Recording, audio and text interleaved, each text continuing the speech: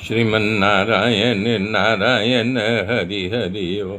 श्रीमन्नारायण नारायण हरि हरि ओम। श्रीमन्नारायण नारायण हरि हरि ओम। श्रीमन्नारायण नारायण हरि हरि ओम। सुखदेव जी की बात को सुन करके राजा परीक्षित बोल रहे हैं कि भगवान हमें गजराज मुक्ति की कथा सुनाइए।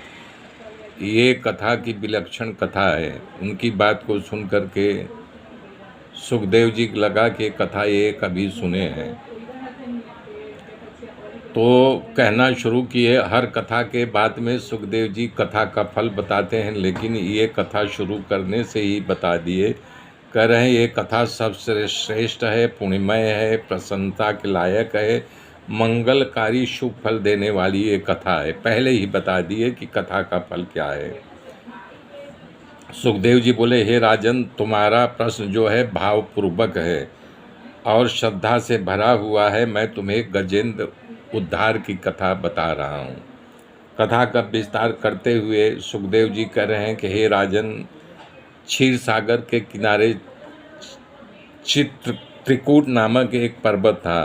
त्रिकूट पर्वत क्षीर सागर के किनारे था। उसका जो शिखर था सोने चांदी जैसे उन शिखरों में चमक थी, और क्षीर सागर का पानी की लहरें हमेशा उस पर्वत से टकराती थी। उनकी कंदराओं में दिव्य ऋषि जो तपस्या कर रहे थे। शिखरों पर सुंदर फलों से लदे हुए वन था, और बता रहे हैं उसमें अनेक जंगली जानवर भी रहा करते थे, घूमा करते थे, लेकिन किसी को ऊपर अतिक्रमण नहीं करते थे। अपनी हाथनियों के साथ एक हाथियों का सरदार हाथी रहता था। एक दिन भयानक गर्मी, ग्रीष्म ऋतु में भयानक गर्मी पड़ रही थी। गर्मी से त्रस्त होकर के अपनी हाथनियों और बच्चों को लेकर के एक सरोवर में स्नान करने के लिए गया। वो उन्मत्त बन करके अपने हाथनियों और बच्चों पर सूंड में पानी भर करके फुहारा मारता था और क्रीड़ा कर रहा था।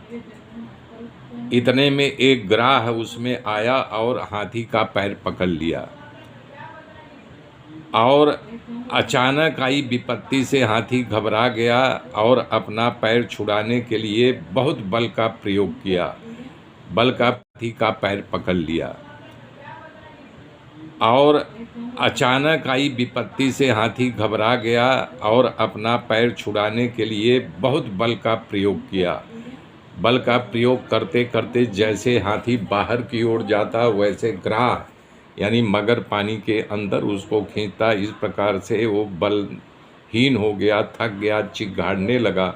उसका परिवार भी उसके सूंड को पकड़ करके बाहर खींचना चाहता था, पर वो ग्राह जो है पानी के अंदर खींचने लगा, तो उसके हाथी बच्चे सब भाग करके और बलवान हाथियों को बुला लाए।